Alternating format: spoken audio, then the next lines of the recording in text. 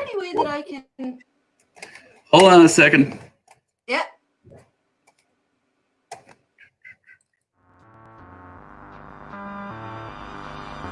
What lurks behind this unassuming storefronts in Cleveland, Ohio?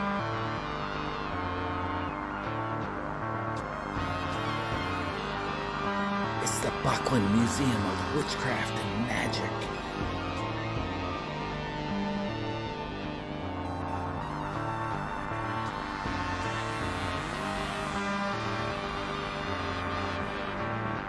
Learn the history of Wicca and the tale of those who brought it to the United States.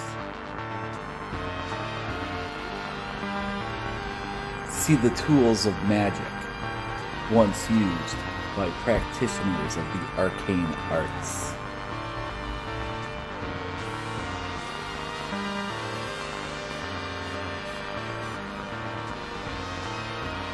It's the Buckland Museum of Witchcraft and Magic. Welcome to the Buckland Museum of Witchcraft and Magic in Cleveland, Ohio. So today we are going to be speaking with Amy Lou Taylor, who is a Tasseomancer extraordinaire, and we're going to talk about her collection of tea leaf reading, ephemera, hardware, graphics, all sorts of stuff. She has a museum in Canada. And with no further ado, welcome to the Buckland Museum of Witchcraft and Magic, at least the virtual space. How's it going? Pretty good. I'm hoping one day I'll be able to come and see the actual space. So yeah, I hope so too. It's we've been communicating with each other for a couple years, and I'm really fascinated by your collection. So can you tell us a bit what you have going on there? Well, it started off about 25 years ago or so with a friend giving me a cup, and I thought it was really cool, and I did more research, and then as time went on, I started finding them everywhere. It was the weirdest thing. Garage sales, antique shops, like you name it, I was finding them. And then I really started to collect them in earnest about 15 or 18 years ago, and it's snowballed. It's now become an actual museum. So I have over 50 cup sets. I have books. I have, as you said, graphics, all kinds of paper paraphernalia, advertising. I found, lawsuits, all of this crazy, interesting, really neat stuff connected back to Tasseomancy cups and Tasseomancy and tea leaf reading and all of that sort of stuff. So are you a tea leaf reader yourself? I am, yeah. I've been a reader. I've been a tea reader for over 30 years. I also read Lenormand cards because there's that natural connection there with tea leaf reading with Lenormand. And I've been teaching it now for 20 years. So do you use the cups with the graphics in them, or just the regular teacups, or does it really matter to you?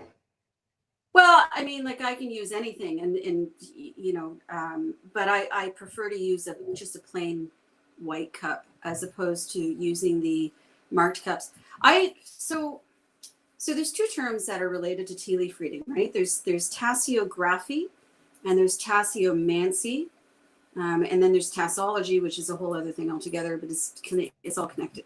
So tasseomancy, I believe, because if you break down the word, it gives you the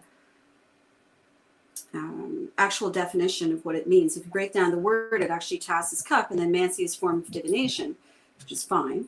But if you look at tasseography, it's Tasseos Cup. Graphy is actually about the mapping of a cup or a known area of a cup. So that's where I feel tasseography is more related to the marked cups than it is to true tea leaf reading, which to me is tasseomancy, which is just done, like I said, with a plain cup. So that's kind of been part of the journey for me. So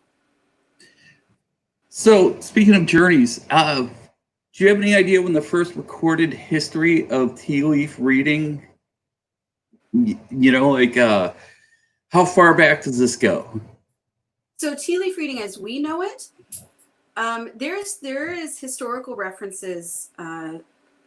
If we go back far enough, there's historical references in the Bible that speak to a divining cup.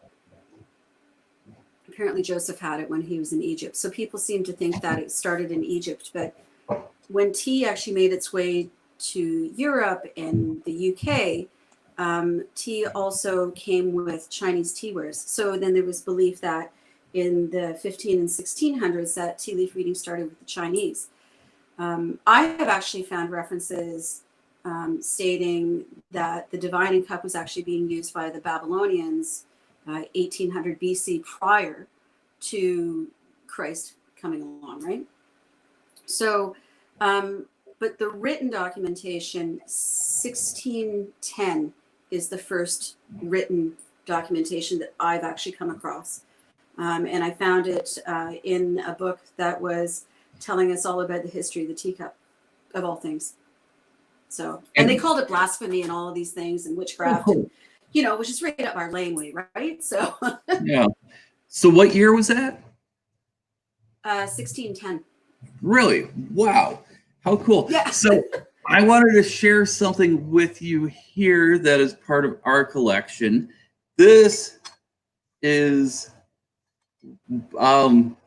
That's fantastic. this was owned by our founder, Raymond Buckland. Wow. And this was used when he was a kid, when he was learning how to read tea leaves. Because So you got to have a good teapot for doing tea leaf readings, right? So yeah. I mean, for real. So so tell us a bit about your museum. So I used to travel with a lot of the pieces, going, you know, to events to educate people, because as with all forms of magic and witchcraft, people tend to think that it's a fad or a phase. And I wanted to show to people that there is a long history that's attached to this particular art. So I started doing that I started traveling with it about 10 years ago. And 3 years ago, when I got my first bricks and mortar space, I was able to get the space enough to actually put it all together and actually create the museum. Then I moved into this space in 2018 with my current business partner, who you may or may not meet a little bit later on. But she and I actually took over this space in 2018, and I was able to create an entire wall. And I'm really excited about it because I have all of my teacups, well, almost all of them. I have some of them in here in my office as well, on display. I have books that are like 100 years old on display. I have, you know, paper paraphernalia that is over 100 years old that's on display. So it's really been a labor of love. For me, it's more, I love the research and the history part of it. So that really is very fascinating to me.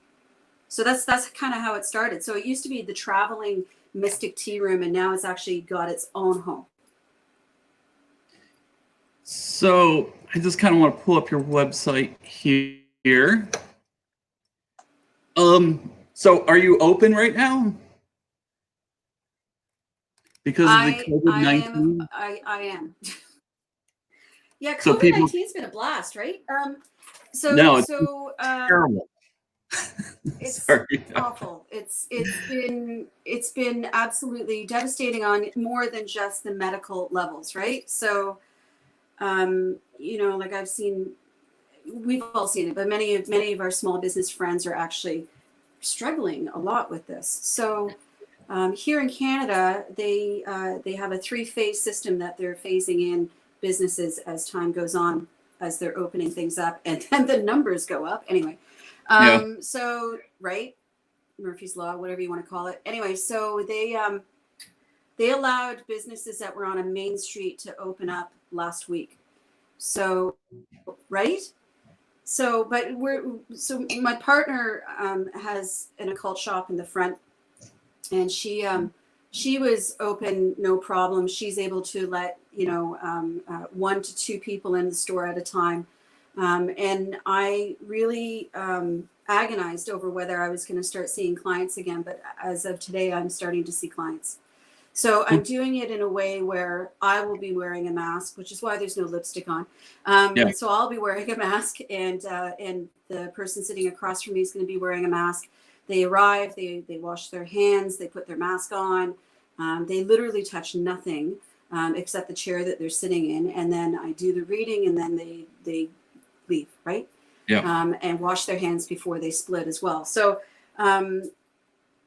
it's been that kind of an adjustment, because I tend to have a lot of people that come and see me in small groups, like 2 or 3 people, sometimes. And I do a lot of parties as well for the next, until it's indefinite. Who knows when it's going to happen up again, right? So yes, technically I am open, but I'm really limiting the number of people that I have coming in. Where the museum is, which is just on the other side of this wall behind me, not this wall, that wall. Where the museum is, people can see it from the main space. So they can still come in and actually take a look at the museum, but I may not be doing little tours necessarily. Yeah. Just because, I don't want to get sick. I don't want other people to get sick. No. You know what I mean? No.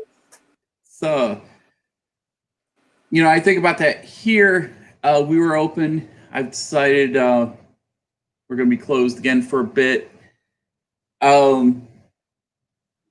What changed your mind? Is it getting worse there now again? No. I don't know. It's just not. It's not good. It's hard.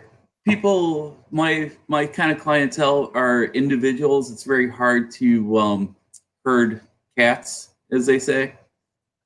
You know what I mean? It's kind of like, we'll all get there. So we do have some comments here. Let's see. Okay. Kaylee says, good morning, Amy. Jennifer House says, good morning. Lisa Ram says, good morning from Kitchener, Ontario. Hi, Lisa. Good morning. Lori Little, great to see you, Amy. So you brought a bit of a fan base with you. That's awesome. Marissa says, good morning from Delray Beach, Florida. Hi, Marissa. Let's see. Good morning. Jennifer Parsons, a friend of ours here. He says, good morning. Hello, totally cool. And Timothy Shaw says, Buckland Museum rocks. Thanks, Timothy. And Casey, I think you're want to go up and check out the Tea Room if you haven't already. It's probably not that far from you, really. So can you kind of give us a bit of a tour of your place? Yeah. Now, how do I turn my camera around to do that? I don't know. Let's see here. Oh.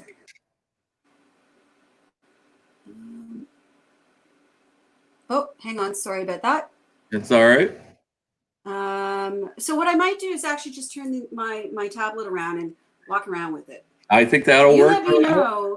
Let me know if you can see everything. Okay. So, and people in the audience, if you have any questions whatsoever, please shout them out. Yeah, 100%. Okay. So this is my office. Stylish with a, full cat skeleton and the whole deal. And so this is where I see my clients. All kinds of stuff. So I'm now going into the main space, and this is the museum. Oh, very cool. So I don't know how straight that is or how well you can see, but this is the Tasseomancer Museum. Oh, very nice. When you're looking at it, it sort of starts on this small wall here, right? And what we're looking at is just some cool advertising. Like this is from Vogue magazine in 1957, showing the J. Meakin Gypsy Teresa's Cup of Fortune. Really kind of cool. This is an ad for the International Collectors Guild teacup, but very controversial. There was a court case that was brought against the International Collectors Guild basically stating that they were committing fraud by actually using this ad, because the image that you see in the ad and the actual cup itself, which is this right here, when you look at this actual cup set, it is completely different illustrations, because the cups that they used for their ads were actually these ones here. Can you guys see those? Oh, yeah. So we actually have that one in the collection. So this is these are the newer cups that are here.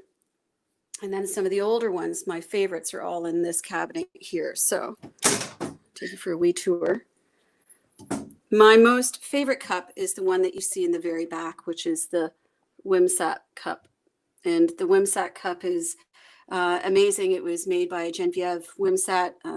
She was a writer and a teacher, and she was a real Chinese enthusiast. She lived in China for a while. She did a lot of interpretation while she was there. So in the 20s, she came back and she created something that she called the fortune-telling device, which was this cup set. But if you look at the illustrations and everything on it, is that clear? Are you guys able to see that? I can make it out a bit. If the audience have any issues, please chime in. Quite unique is that you can see there's the Chinese astrological symbols that are on the saucer. And then on the side of the cup, this is actually the god of divination in China. You got to pull that to the center a little bit more. But it's not. And when we look at the other side of this cup, we have the bats of good fortune. Oh, cool. So there's 5 of them. So anyway, this is one of my absolute favorite cups to actually show off. And then, so that's from the 1920s. And then this one here, everybody's known or seen versions of the Nell Rose Cup of Fortune. Well, this one's from 1904. And that was created by a woman by the name of Mrs. Nell Rose out of London. There's some belief that they actually created several different forms of cups, the Nell Rose being one of them. And then the other design patent that they have been attributed to has been to this style here, which is the Cartomancy cup. But more specifically, this Cartomancy cup, which is the Ainsley, and they did several different patterns like this. But what makes it really quite unique, and this is why I love these cups, is that the Cartomancy is actually bringing 2 different forms of divination together. So we have Cartomancy cups from 1924 all the way up to like the 1960s in this collection here.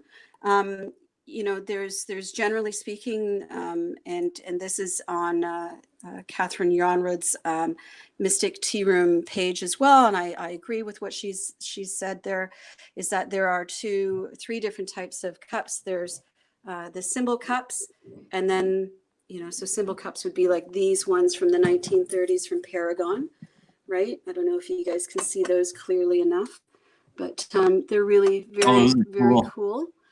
So those 1930s cups are considered symbol cups. And then we have down here even more symbol cups. So the advertising piece that I was showing you before with the gloved hand, it was holding this cup here. So when we look at these, the Gypsy Teresa's Cup of Fortunes made by J.G. Meakin, 1920s, 1930s, he made them. You can see there's 2 different, slightly different shaped handles on them. So one is called the D or the 7 shape. And so when we have those 2 different shapes, it tells you a little bit more about when it was actually created. And then we have things like these. Wilkinson actually made these really fun Romney fortune-telling teacups. And so when we look at them, they have your gypsy on the side, and then it has the Romney fortune-telling teacup. So this is the original one from 1930, 1935, and you can see all the symbols and stuff in there. It's really cool. But what is really interesting to me is that this cup also came out in the 70s. So this one is just called Old Romney. And you can see it's the exact same patterns and features, but it is not an old cup. So And then we have things like these ones from Originality Plus out of California.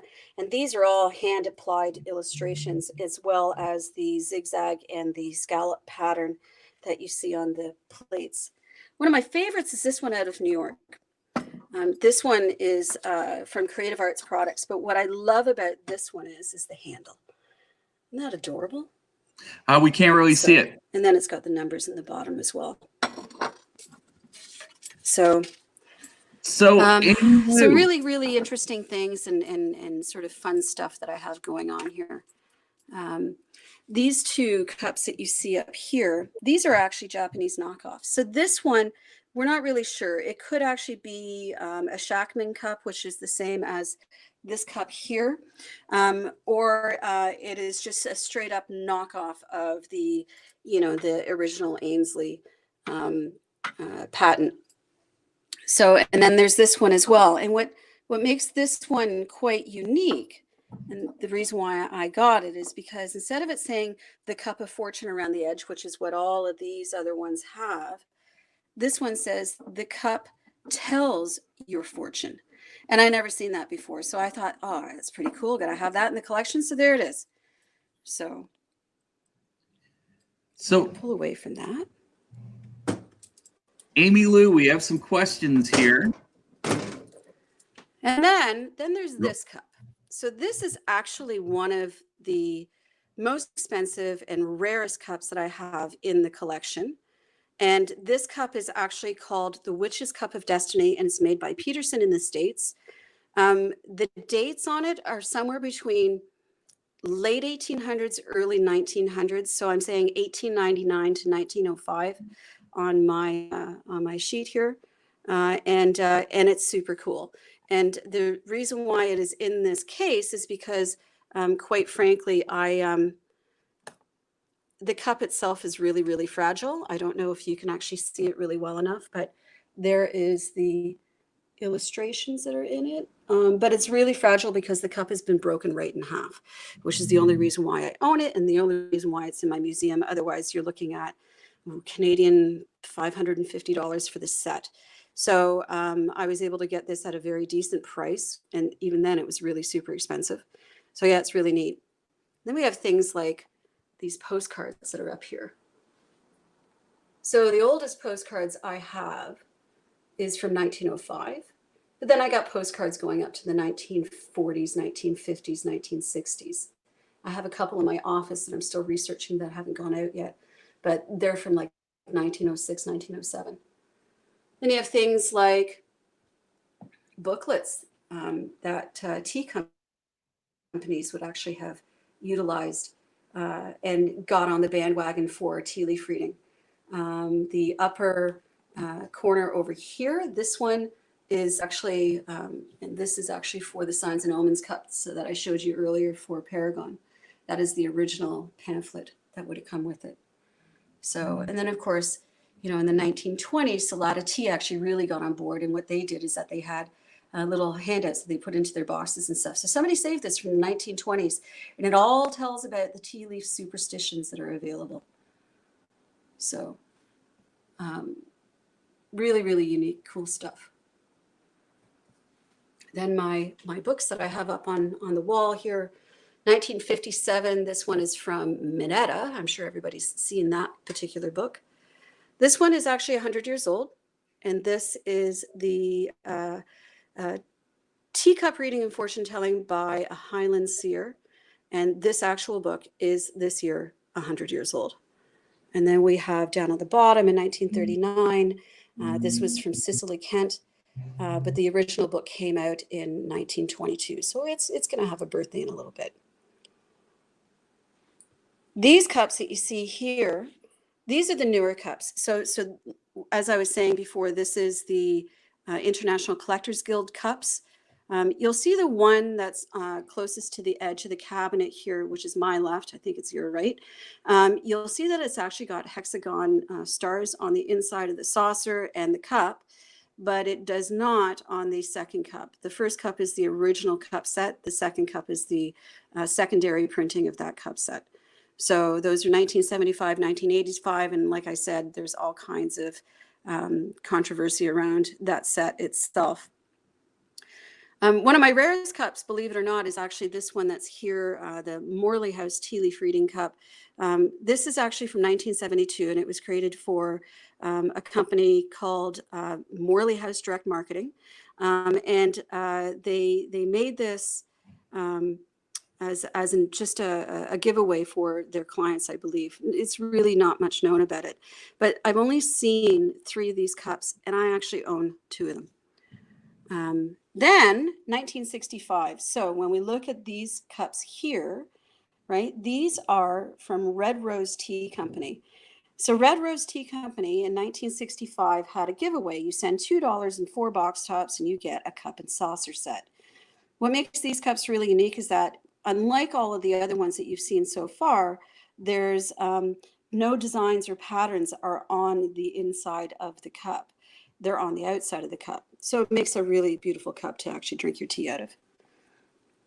And then if we go down a little bit further, we see the English Tasseos Cup of Fortune, which is what the Zarka International Collectors Guild Cup of Fortune was created after. And then if we go even further down, we have a cup from the Salem Witch Museum, which is an interesting set because it actually was, the design is almost exactly the same as the Nobler fortune-telling cup that was created in the 1970s, which is this one over here. So I'm just going to move my hunk of rose quartz out of the way, and I'm going to show you. Can you guys still all see okay? There, okay. So this one is from the museum, and this one is the Nobler cup. So when you look at the museum cup, right? So you see those designs. When you look at the Nobler cup, we're looking at exactly the same design patterns. So what the Salem Witch Museum did, they obviously, this has not been a patented design, probably anybody could print it. And so what they did is that they utilized it because it's very modern looking and it's very, very cool. But they actually just basically took the exact cup design and created it for their museum, which I think is awesome. Why not, right? One of the newest ones that I have is actually made by an artist called Laura Pollock. She's out of the States as well. And so what she's done is she's made a little crow cup with just some illustrations on the inside of it. So she's got a very simple set. The cup itself is an IKEA cup, believe it or not, IKEA cup. She just basically did her own patterns and designs on. So anyway, there's your little 2-penny tour. That's, we're back to me. Thank you so much. That was right? that was really, yeah, that's really cool. So we do have questions from the audience. And how many fortune-telling teacups do you have? How many fortune-telling cups do I have? I have, well, I have all of those that you saw out there, plus these. Oh, wow. And those. Cool. So that question was from Tori, and she says, very cool. I'm a collector as well. I have over 50. I think I've got 58 or something. So can any tea set be Stephen, I can't hear you. You can't hear me. Can you hear me now?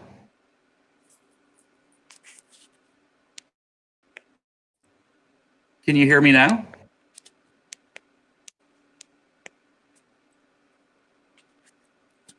What about now? Why can't I?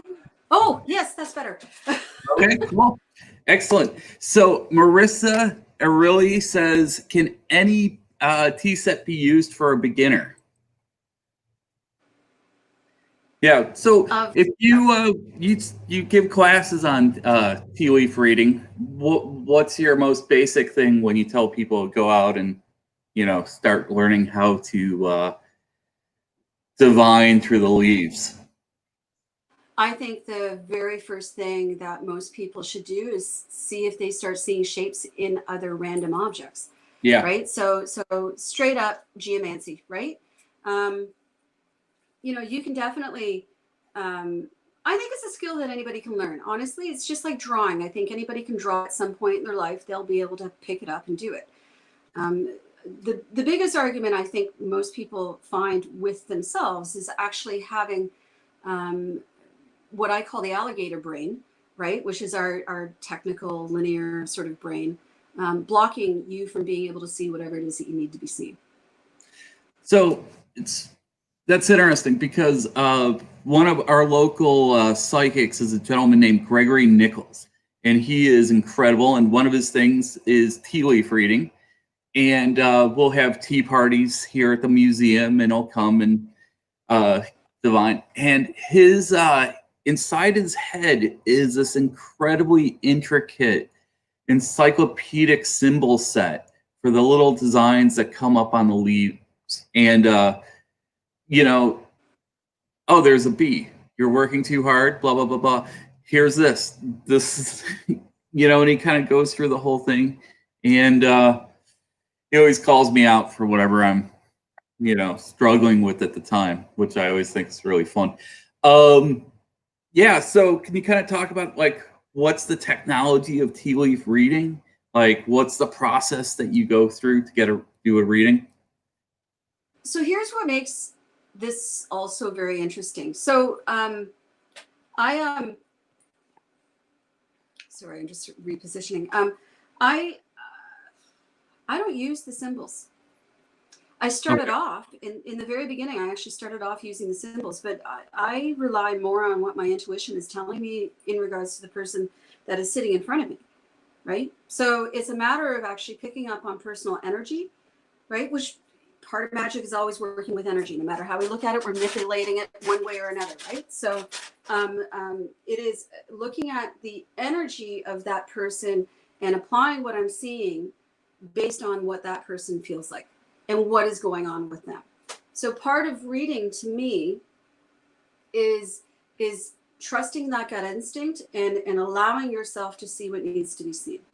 So when it comes to doing tea leaf readings, those symbols and patterns that have been given to us, and it's a known canon of symbols that's been handed down for generations, that is a great starting point. But I don't think people should rely on what those symbols are actually saying. I think people should take a look at those symbols and those patterns and say, what does it mean to me in regards to who I'm talking to? So I take it you do card readings as well, and it's kind of a similar idea with that. I've been transcribing a bunch of old Raymond Buckland interviews lately for a project that we're working on. And one thing he always talks about with the tarot is you read the book and then you throw it away. And, you have your base level and then you go from there. And it sounds like you have a similar philosophy to it. So yep. Marissa says, love your collection.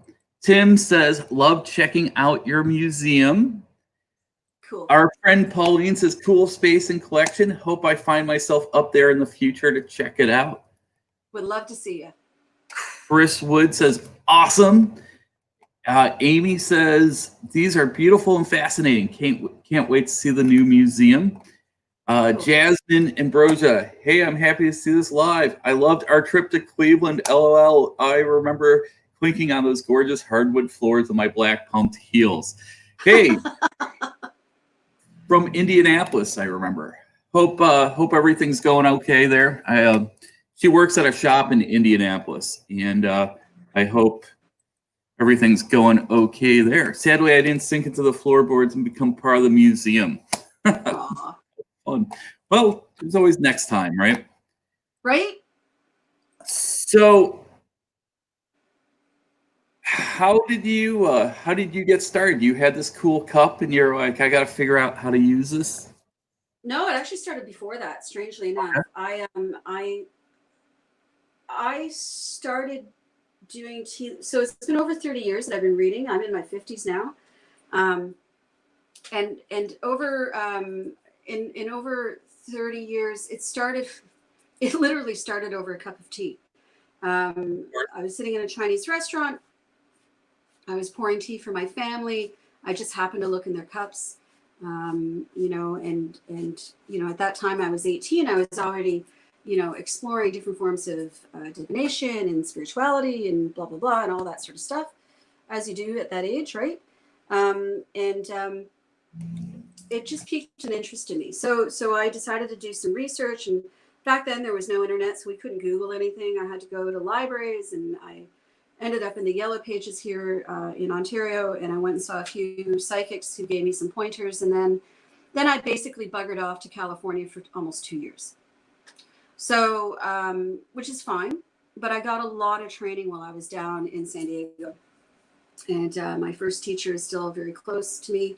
And then when I came back, I started reading reading professionally. It was 94, I think. So that's how it started. It started out of, you know, I just have I think raw curiosity is a big start for most people to get into anything, right? So while I was, you know, figuring out the whole spirituality side of things, you know, I'm a Gardnerian high priestess. I'm, you know, and Ray is actually my upline. So, right. So, which is crazy. Cool. Like direct upline. Really? Okay. Yeah. I don't think you'd mention that. That's really cool to hear. You got to come see the museum then. I have to come see the museum. Absolutely. Yeah. He's my great grandfather, right? So he's my great grandfather. So, yeah. So, yeah, I was going to invite you to do this later on, but as soon as we can, you have to come down, do a workshop, and hang out with us. I would love it. I would love it. That would be so much fun. My husband is like, wait a minute, Cleveland, there's the Rock and Roll Museum of Fame. So like, so like he's like, okay, you go do your witchy thing, and I'll go do my music thing. It's all good. So. But here at the Buckland, we combined both, because what would rock and roll have been without the occult, right? 100%. I was looking at your Instagram and I saw your World Goth Day photo, and so yeah, you know what I'm talking about. I totally know what you're talking about, man. I still wear Doc Martens. What are you talking about? So I think we got to check this out here. Check out your Instagram because I love it very much. So it's just a riot. Yeah. There it is. There's the young little gothling right there. That's awesome. My business partner just got in, so. So what else do you sell? All kinds of fun stuff there. What else do you sell in your tea shop? Do you sell tarot cards? I don't. My business partner does. My business partner is got more of the occult stuff going. I basically have tea things. So I have. I mean, she's in a occult shop, so of course she has more occult stuff going. But I have teas. I have a select grouping of teas that I curate myself. I do my own blending. I'm also a tea sommelier, so that's the other fashion of my business. So I do a lot of consultation for people and stuff who want to have specialties for special occasions, or they're looking for something really unique or different and stuff. And I kind of specialize in first origin teas, right? So I buy direct from farmers a lot of the time. So where do people find out more? Oh, they can go to my website. That's the first starting point, and then they can follow me on Facebook and on Instagram. My website is www.taotat.ca. And that is my short form for the art of tea and Tasseomancy, which is my business. Very cool. I have to say that I really love your collection. I think it's so extremely well curated. I think it's beautiful. I love the fact that you also have the awesome IKEA LED lights, because you'll find those in our museum. And the IKEA that I go to never has them in stock anymore, and it drives me absolutely bonkers because I'm like, come on, those were the best ones. So True, yeah, man. Those you're talking about the strip lights, yeah, yeah, and then also the round the ones. little pucks. Yeah. Those are awesome too.